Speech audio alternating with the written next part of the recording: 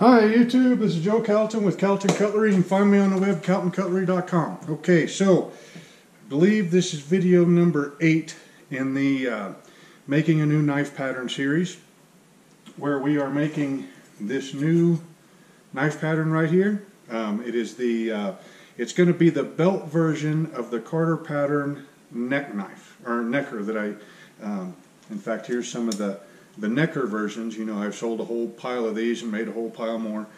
And then we're going to make a little bit larger version for those of us that like to carry that particular pattern as a belt knife. I don't know if you can see that or not, but you've seen it before anyways. Okay, so so our last video was entitled it was either heat cycles or it was getting ready for the quench. I think it was choosing your quench oil and all that kind of stuff. Okay, so this batch of knives here, I guess I can show you this batch of knives.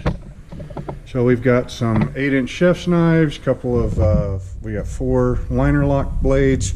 I think there's like 8 or 10 neck knives, a couple of different style of paring knives, a couple of fillet knives, and the belt knives that we're working on. And actually, before we go any farther, let's get some more light in here. There we go.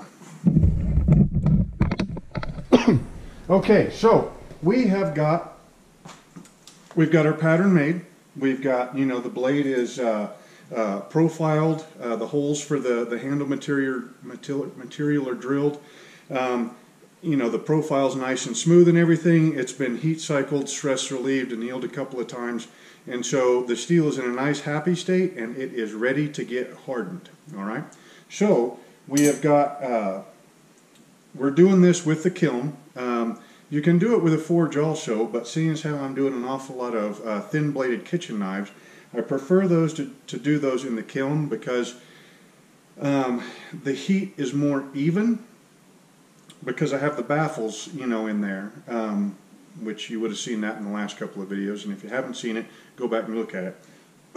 But the heat comes up more even, and it is the heat isn't being blown onto the steel like in the forge. Okay, so if you're working on well, actually, let's do the pattern that we're working on right now, a 1/16 inch thick stock.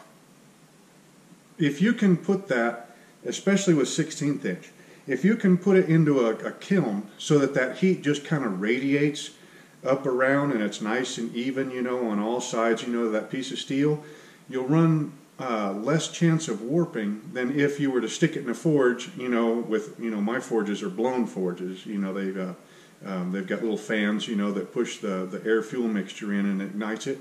Well, anytime you blast that steel from one side and not the other side, then you know that it's going to tend to want to warp a little bit more. Okay, so thin kitchen stock or, you know, light duty use knives work quite a bit better in a kiln than they do in a forge. Not to say that you can't do them in a forge, it's just that you got to be a little bit more careful with making sure that your heat in your blade comes up nice and even. So the kiln is warming up. We're at 1242 degrees right now, and we've got 10 more minutes on my alarm for an hour. So I told the kiln to go from room temperature to 1500 degrees over the course of 60 minutes. It's going to stay at 1500 degrees for 320 minutes. Seeing as how it's 4:45 o'clock tonight, I'm probably only going to get to do the small blade or the small blades in this batch, and I might not even get through all of them. I'm only planning on working until about 7:30 tonight, so I'll just see how far I get, and, you know, however far I get, and then I'll finish up the quenches tomorrow. So the kiln is getting warmed up. I've got an old railroad spike inside the kiln right now. That is going to pre-warm our oil when we get to the point where we're ready to quench our first knives. Okay, so right now I need let's see, the last video was on quench oils, which we chose canola, okay, and quench tanks, which, you know, I've got this particular tank that we're going to do, you know, the smaller, narrower, deeper tank that we're going to use for the smaller knives. Now I need to show you how to set up the quench table. Okay, so the reason that you use a quench table is when you want to do an edge quench. Okay, so actually maybe I'll back up a little bit on that. Actually, no, let's just do it this way. Shorten you up a little bit so that I'm not talking so far away to you, but it'll still give you kind of a bird's eye view.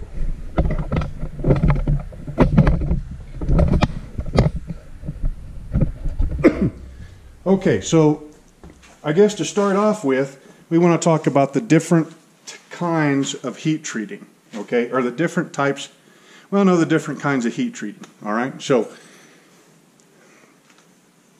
you have got a full hardness blade, okay, or right now this blade is completely soft, but if you want to harden the whole blade and then temper the whole blade back to the same hardness so that the point is the same hardness as the spine, is the same hardness as the edge, and is the same hardness as the tang, what you would do is you would heat the whole blade up with the whole blade being at the same thickness, quench the whole blade, cool the whole thing off, so the whole blade will be hardened, right? Then you would temper the whole blade, okay, so to quench, you heat up to the critical temperature, in this case is going to be 1500 degrees, cool very quickly in canola oil, that hardens it. When it's in a fully hardened state, it is super hard. It's as hard as it can get, but it's also very brittle. Okay, the second you put any kind of lateral force on that blade, it's going to snap. So you want to pull some of that hardness out. You do that by tempering it.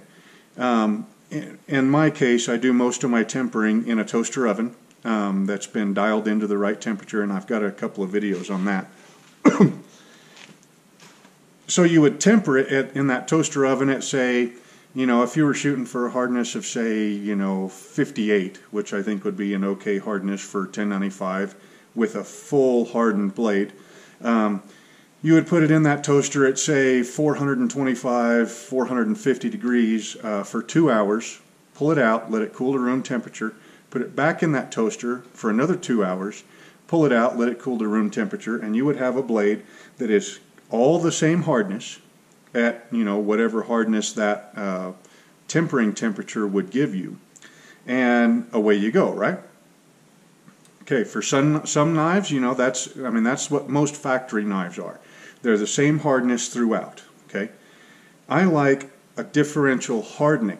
Okay, now in a differential hardening, what you do is you only quench the portion of the blade that you want to get hard. Okay, so.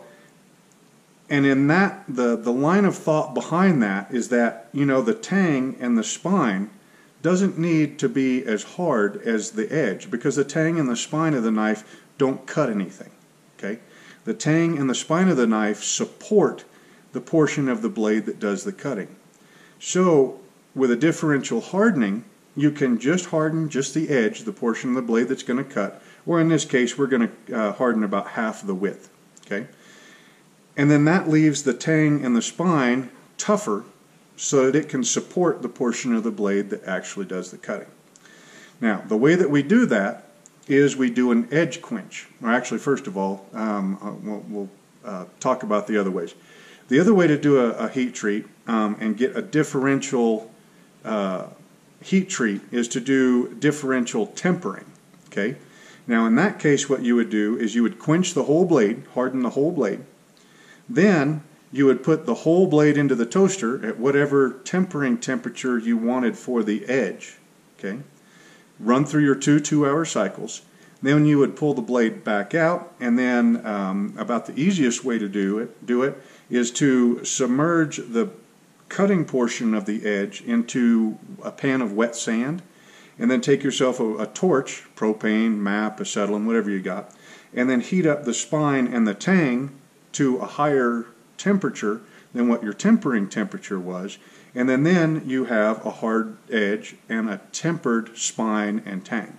Okay, those are the three basics. All right, There's a couple other ways to get there, but those are a little bit more advanced. All right, so what we're going to do today is an edge quench. All right, so if you will notice, my quench pan and my regulating plate are extremely clean. Look at that. I must have probably spent an hour scrubbing all this stuff. I mean, but you know, these plates have not been this clean in years. I mean, they're just amazingly clean.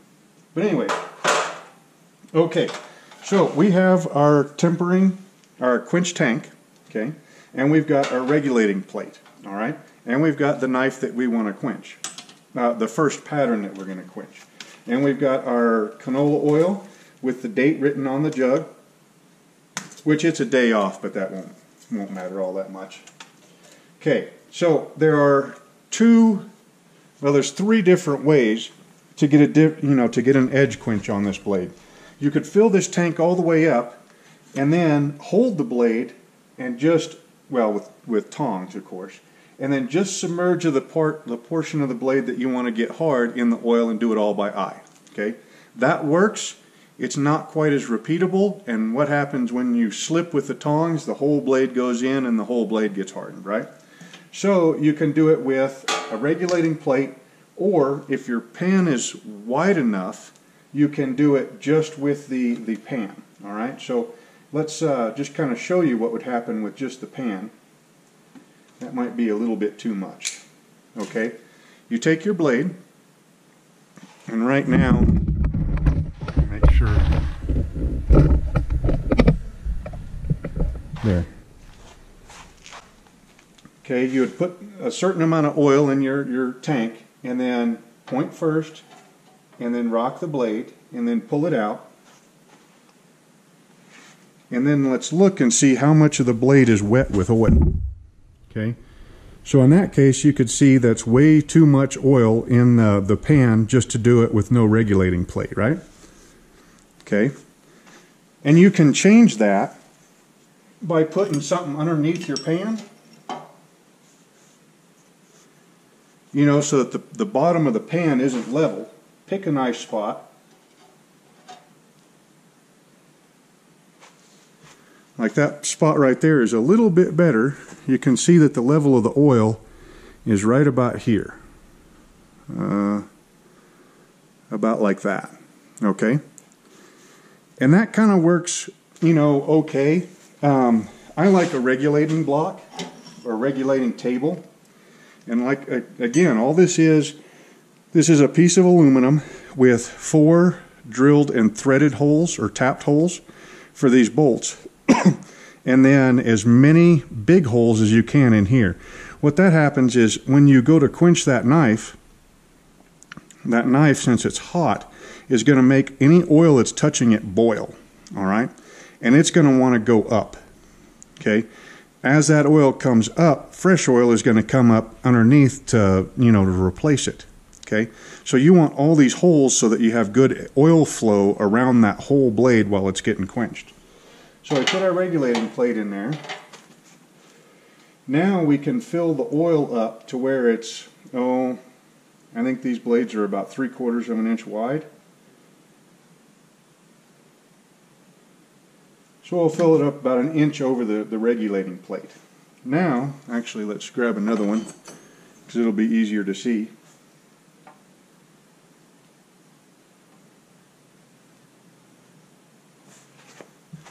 Okay, see there? Now the portion of that blade that is wet is going to be the portion of that blade that gets hardened. Okay? And that's just about where I want it. Now, this is 1095. 1095 will, to a certain degree, air harden. Okay? With the, while you're edge quenching it. Okay? So what happens there is that, as you just saw, you know, this part right here, from here down, is going to be in the oil. I told you that as soon as this hot knife hits that oil, it's going to cause that oil to boil, right, or flash off. That oil is going to be coming up. There's going to be steam, if you will. There's our timer. There's going to be oil steam is going to be rushing up the sides of the blade to the spine and then up into the atmosphere, right? Up like this. That will actually give you what I call flash hardening, okay? So you might only quench half of the blade, right? When we go to etch this blade, only half of it is going to show a hardening line.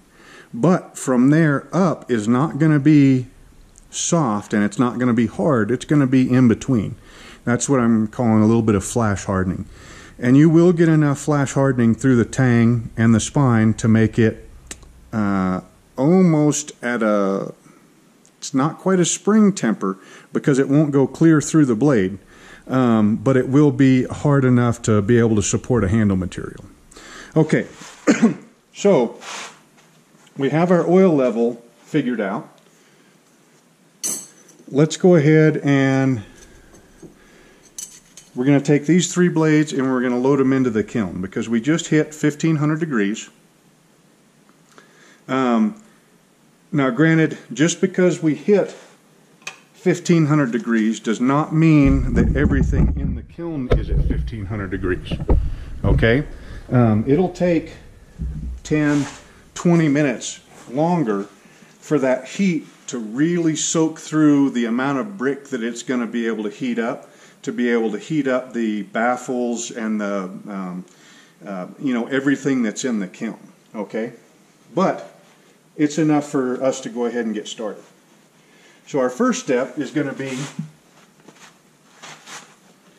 to go ahead and pull our railroad spike, pull it out, stick it in the oil, and that way the oil starts getting warmed up. Actually, can you see that? Yeah, you'll be able to see that. Then we'll go ahead and we'll load our first 3 blades into the kiln, and then we'll have about 10 minutes to talk.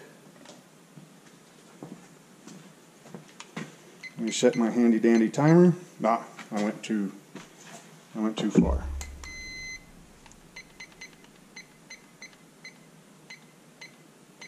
We'll set it at 10 minutes.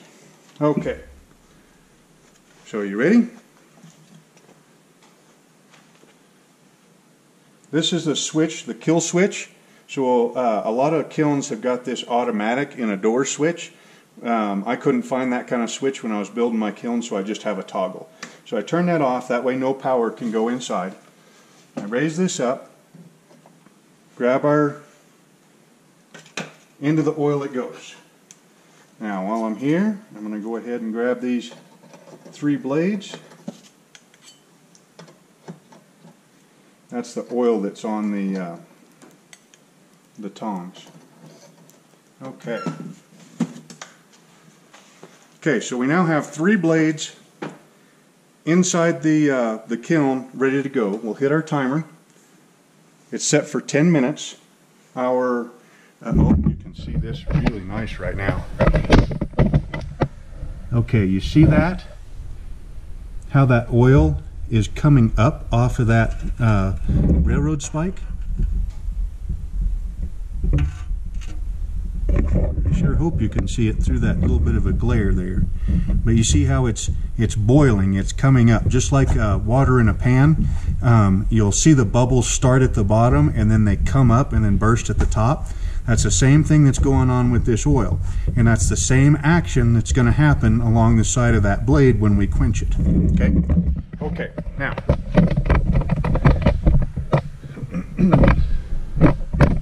Let's get you back around here. Okay. So remember me talking about, I think it was in the last video, about time and temperature and the book, about how if you take a book that was outside in your truck overnight and it was say -10 that night, right? So if it's -10 outside, inside the truck, you know, might actually make -10, you know, or it might only hit -8 at the center of the truck, like in the console where you would leave a book or something, right? Let's say it was a big old thick dictionary.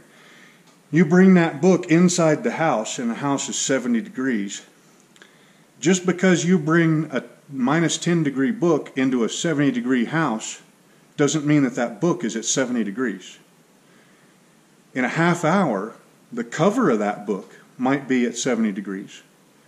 Okay, the center of that book will stay much colder than 70 degrees for probably several hours, okay, because it takes that amount of time for the ambient heat in that room to penetrate through the covers and then through all those pages to where the page in the middle of that book reaches 70 degrees, you know, and matches the room temperature, right? It's going to take several hours just for that heat to move through that book.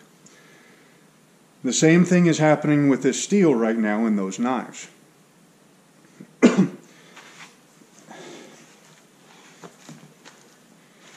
Now, there's a whole bunch of mumbo jumbo out there on heat treat, right?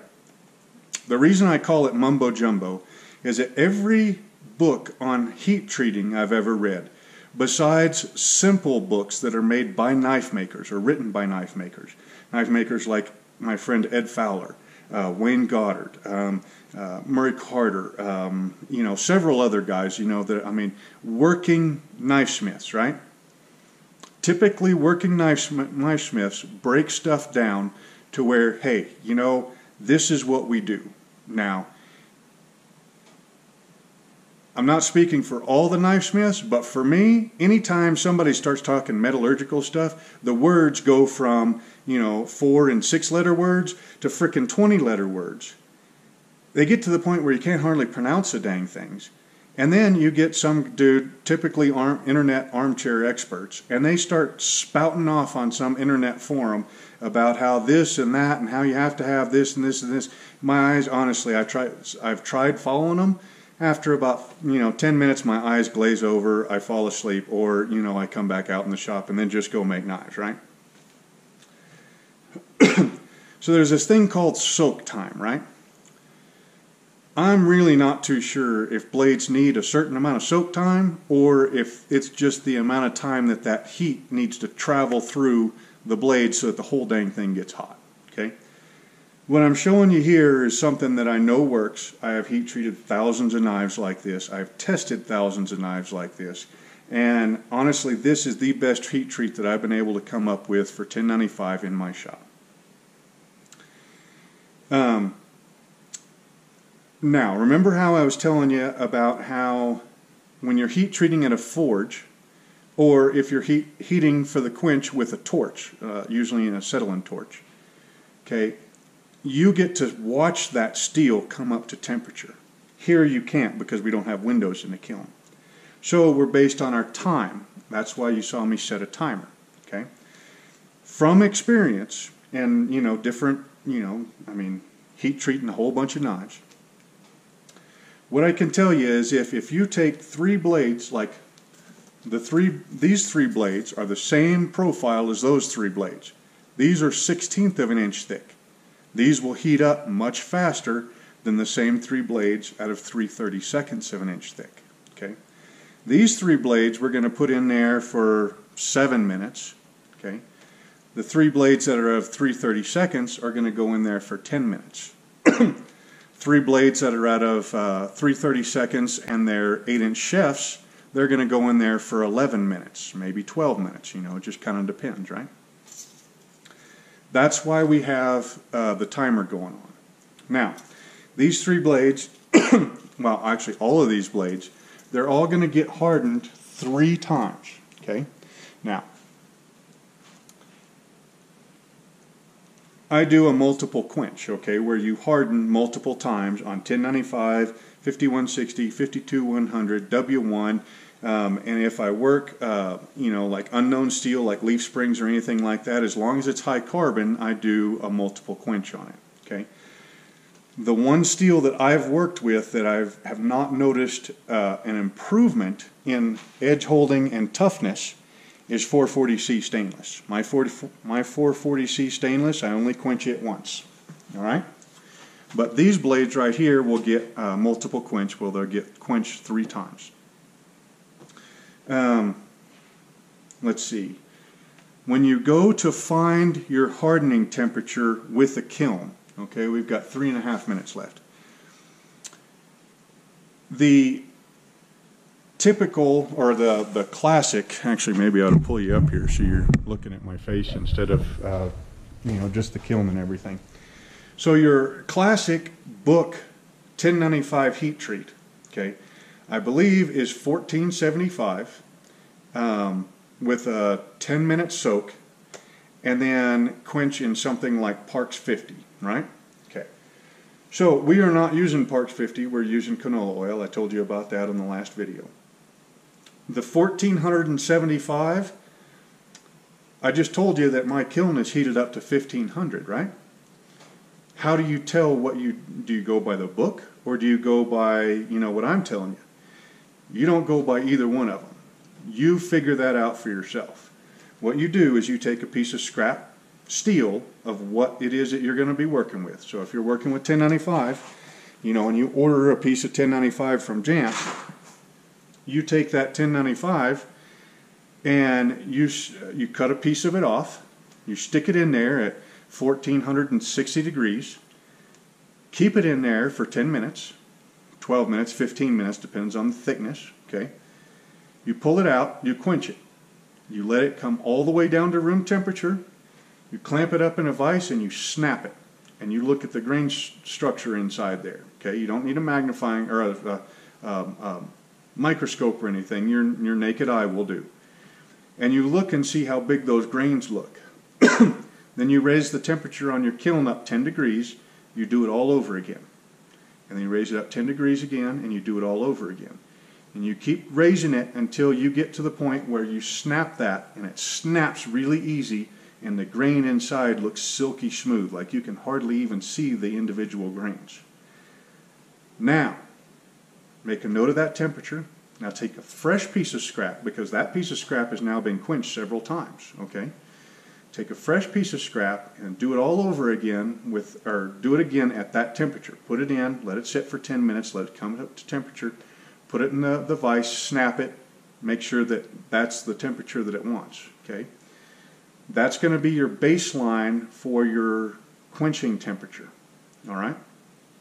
Now, you can go ahead and make several knives at that temperature, quench one of them once, quench another one twice, and quench another one 3 times, okay? You can also even, the third quench, cut your temperature back 10 degrees and see if it helps a little bit. Just tweak everything, but your baseline quenching temperature is going to be that temperature at which that blade snaps and shows super fine grain, okay? That way you know for certain that is the temperature that you need to have, all right? Now, we got 26 seconds.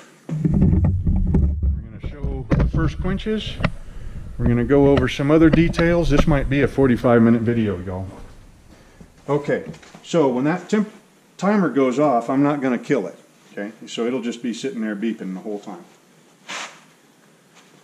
Okay, pay attention at how my movements are. Now, granted, these are the first blades I've quenched in 5 months. Okay, so I'll probably be a little bit on the rusty side, but the major movements are all going to be nice and smooth from the kiln to the oil. Okay, but watch that. Okay, so I'm going to let the kiln, there it goes. Okay, reach in, grab the blade.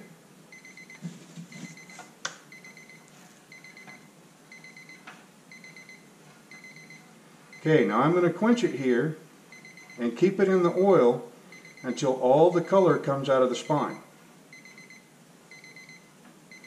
Now notice when I'm moving this steel, because I am moving it, okay, I am moving it in the direction like as if I was cutting with it, okay? And I'll show you a little bit more of that in the little bitty break here in between the next knife. Okay, so notice the smoke has calmed down quite a bit. I don't see any color in the spine anymore. Back in the oil.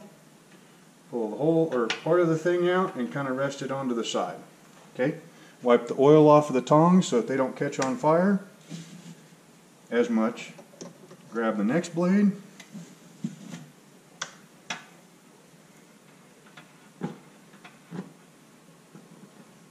Okay, that right there is showing us that our oil is at the right temperature, if not a little bit on the warm side.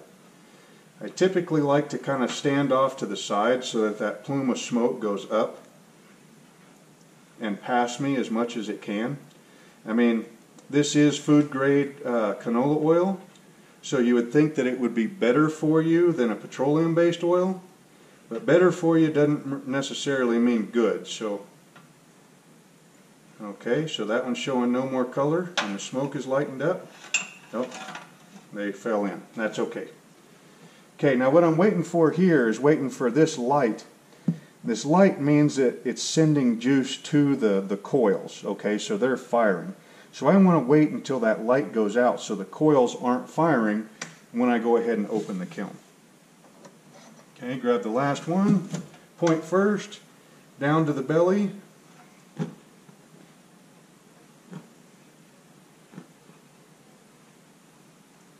Okay, so I'm, well, and I guess I'll show you that here in a second. Now I'm trying to keep the whole cutting edge, including the point, under the oil as much as I can the whole time. Okay, I'm moving the knife back and forth just to mostly agitate the oil so that there's nice fresh cold or nice fresh oil that isn't boiling, you know, from the surface of the steel in contact with the blade as often as it can. Okay, now we're to a point where we can talk a little bit more. Okay, so you would not want to move your blade. Let's bring you over here a little bit closer. You would not want to move your blade sideways like this when it's hot, okay? Because that can induce warpage, all right? Since we've got the plate here, we can't really move it up and down quite so much, okay?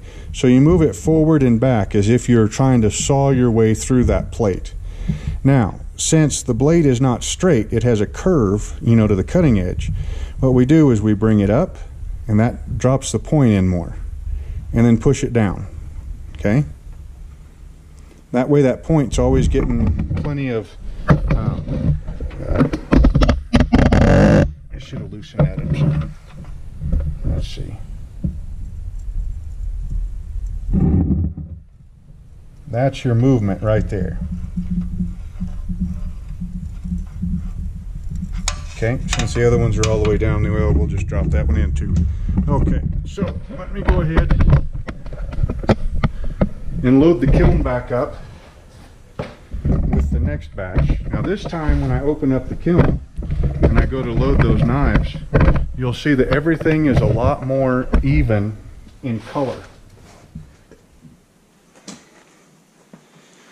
That's because the kiln has now been up to 1500 degrees for, I don't know, 15 minutes or so.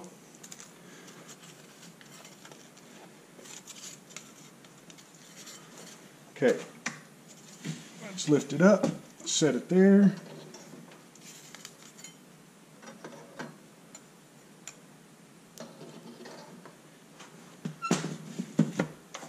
Okay, now a couple of more points. And for this one, actually, let's go ahead and reset our timer to 7 minutes.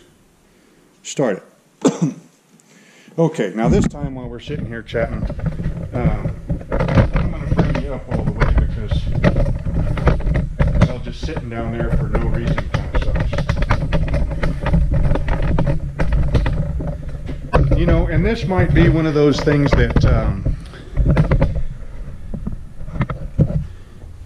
you know, when I built this kiln, you know, my shop was an awful lot smaller. I didn't have a whole lot of extra room.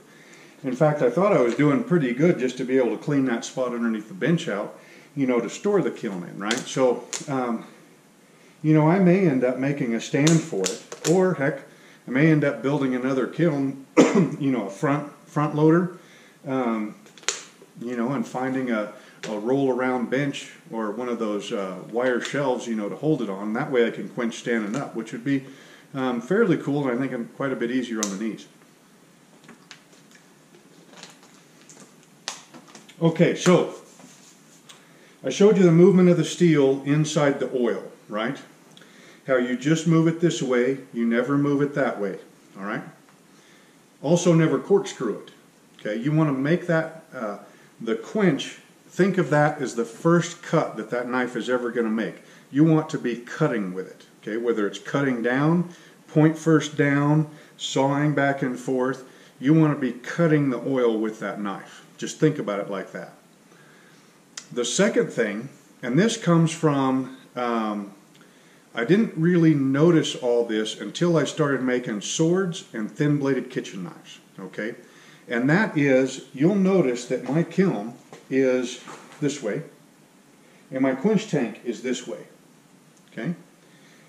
When I heat treat at the forge, I've got there's a bracket on the side of my upright, you know, my dagger and double-edged sword quench tank, and that bracket holds one of these narrow tanks of quench oil here. And I will, you know, when I go to heat treat, you know, like straight razors or hunting knives or anything that you would heat treat in the forge, that's small enough to go into that tank, I bring that tank over, so if you're the forge, I have that blade's going in and out of that forge, and then when it reaches the right temperature, I pull it out and it goes straight into that oil, okay? But it comes out and goes straight in, making that cut. When you're traveling from your heat source, be it a kiln or a forge, okay, act like you're trying to cut the air on the way to cutting the oil, okay? And you want that movement to be as smooth and as short as possible. That blade at 1500 degrees is extremely soft, okay? That's why we heat it up to 1500 degrees to like forge it, right? We heat it up so that it becomes soft and malleable so that we can shape it with a hammer. Well, if you have an awful lot of extra movements from your heat source to your quench tank, all of those movements can add up to warp your blade. You can call it warping, or you might even call it bending before it hits the oil, okay? So if I'm doing, well, you saw here, okay, lift the blade comes straight up, boom, into the oil, okay? It's a nice straight movement in line with the steel, okay? I have seen on swords and thin-bladed kitchen knives where you pull it out and you make a movement like this, and the resistance of the air will bend that blade, okay? Or if you had it like this and it gets nice and hot, you pull it out, the weight of that blade will bend it on the way to your quench oil, okay? Maybe not on thick-bladed stuff, but on thin-bladed stuff, absolutely, okay? The amount of so the smoother and the more in line with, so, you know, I mean, it'll bend under its own weight sideways, right? Now this way it has all the support of the rest of the steel. This way it will not bend, you know, because it would have to bend against, you know, this structure right here, right? Air movements are going like this, right? The worst that you can do is, you know, have a blade edge up in your kiln, all right? Pull the thing out, flip it sideways, catch all that air movement as it comes here, and then shove it into the tank, okay? Almost guarantee you're going to get some warpage doing it like that, okay? If you're going to have a tank like that where you're doing a full quench, put the tank right in front of your forge or your kiln, okay? Put your edge down, all right, because whatever it is that your edge is resting on, okay, that's going to be the same temperature that the rest of the kiln is, because it's in the kiln, right? Grab your tongs, pull it out, boom, okay? Smooth, cut the air, then cut the oil, okay? Now, the second reason that you want everything to be as smooth and as fast as possible. Remember I was talking yesterday, whenever we talked about the quench oils, about 1095, okay? You've got 1 second to go from 1475 or 1500 degrees, whatever you found your temperature to be, to whatever temperature, you know, cold, in 1 second, right? So you have that blade in your kiln or your forge or whatever. You pull it out, you kind of look at it, you're like, yeah, okay, that seems to be about the right temperature. And then, you know, you drop it in your oil. Well, heck, it's already cooled off. It's below critical temperature. It won't harden, okay? The whole idea is to heat it up just enough above critical to where it will harden, but not too much, because you get too much over critical, you start growing grain, all right? But the one thing that you can control is heat it up and get that puppy in nice and smooth and fast, okay? Smooth comes before fast, all right? And smooth comes from, you know, setting everything up to where you don't have to make any extra movements, all right? You know, you've seen videos of guys going, you know, especially with swords, because swords are so much bigger. Uh-oh. It's time to quench some blades. So we'll quench these, and then we'll load the kiln up with 3 more, and then we'll talk a little bit more, and I think that'll be it. Okay, so now that we've talked about smooth, and now that I've had 3 of them under, you know, I've already quenched 3 of them, so I should be all warmed up, right? Okay.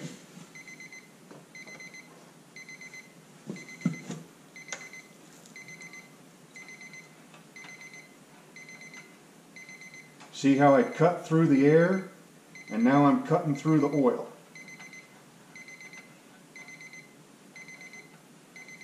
There's not very many, if any, wasted movements. And that steel is supported the whole time, either by itself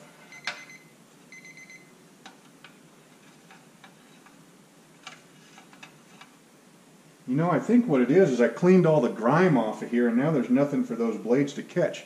It's slipping.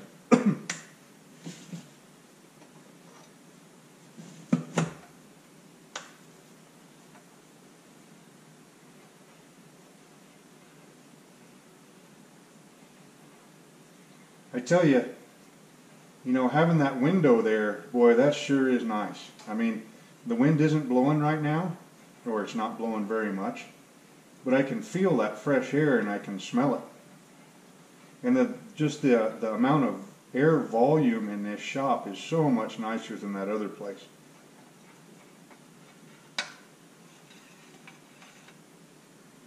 Okay, last one.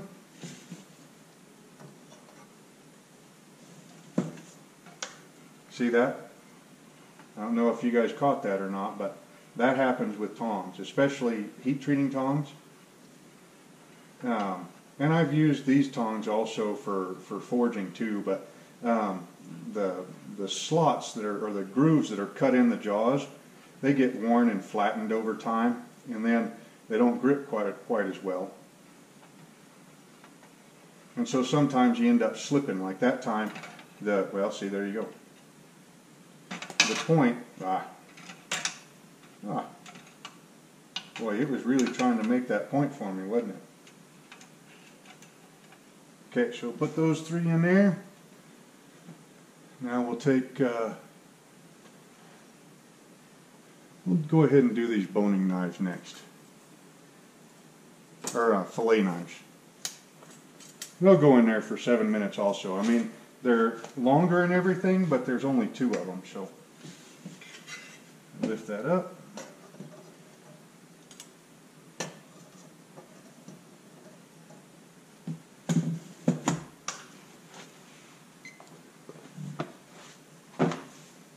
Okay, so we got our timer set, and we are at 43 minutes, so you know, I think that's going to be it for this one.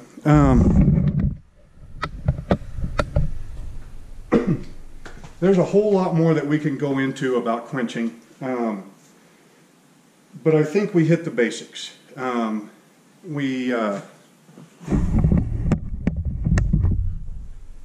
think we hit the basics for this style of knife and everything. Okay, so we went over, the last video was our quench oil and our quench tank. This one was setting the 2 of them up along with your regulating plate. Why we do an edge quench instead of a full quench, you know, and some advantages to either one. We can do a whole new video on that if you guys want to. The placement of our heat source and our quench tank, which is very, very important. The movement of that blade from our heat source to our quench tank. why it needs to be as smooth as possible, why you need to be thinking about cutting the air and then cutting the oil. Okay. Now, granted, we're still going to get warp. Okay. Quenching thin blades like this, you know, especially those neckers or the paring knives, you know, you're always going to have to deal with some amount of warp. It's either that or you're going to throw away a whole bunch of warped blades. Okay. And in the next video, we'll probably go over tempering, straightening, and then we'll end up going over grinding, how come I grind or heat treat at full thickness, and then grind everything else off afterwards on these thinner bladed stock.